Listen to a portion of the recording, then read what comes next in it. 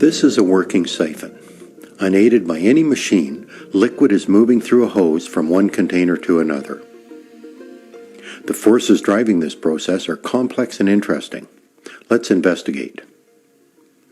Start by setting a cup full of water on a block and an empty cup on the table. Position a hose so that it connects both cups. I colored the water to make it easier to follow this process. To start the siphon, we need to fill the hose with liquid. To do this, insert a pipette into the hose.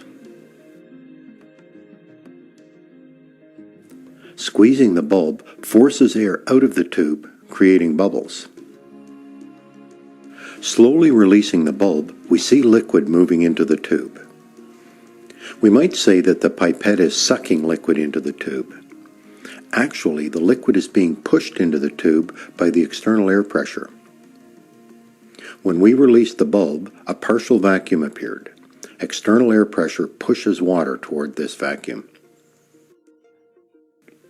To start the siphon, remove the pipette while holding the end of the tube below the level of the liquid.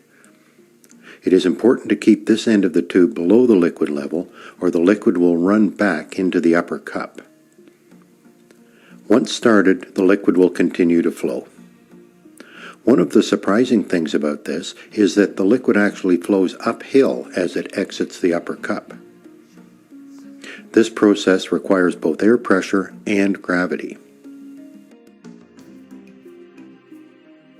If we look at the siphon in its start position, we see that the column of liquid in the tube on the left is much shorter than the column of liquid in the tube on the right. The column of liquid on the right is heavier than the shorter column. Pulled by gravity, it starts to fall, flowing towards the lower cup, pulling water from the upper cup with it. This flow continues until one of two things happen. Either the liquid is all removed from the upper cup, or an equilibrium is reached. This occurs when the liquid level in each cup is the same. This siphon has stopped flowing. Equilibrium has been reached. The level is the same in each cup.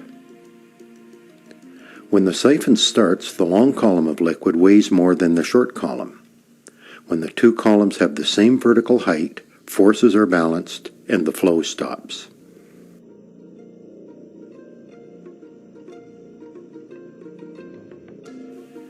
Sitting both cups on the tabletop, we can see the siphon starting to flow, stopping when both cups are at the same level.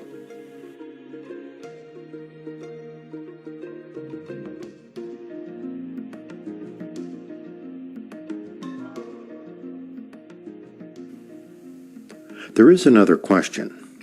Why does the column of water stay together? Why doesn't it break in the middle and flow in two directions? Air pressure is responsible for this. If the column pulled apart, that would create a vacuum, and air pressure would push the column back together. If you drilled a small hole in the siphon tube at the top, this would introduce air, and the liquid would flow in two directions. If you're teaching about liquids, there are some interesting things you can do with siphons. Mixing two colors with a siphon creates some dramatic effects.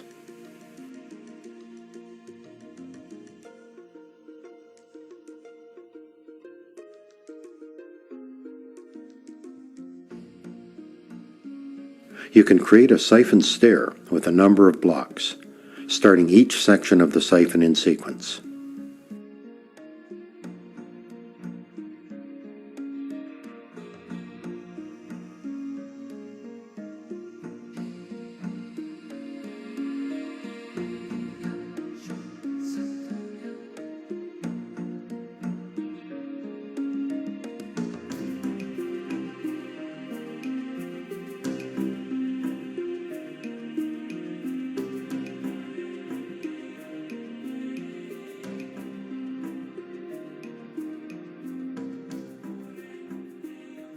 You'll find more science-related activities and videos at our website, hylaroad.com. Follow the projects link.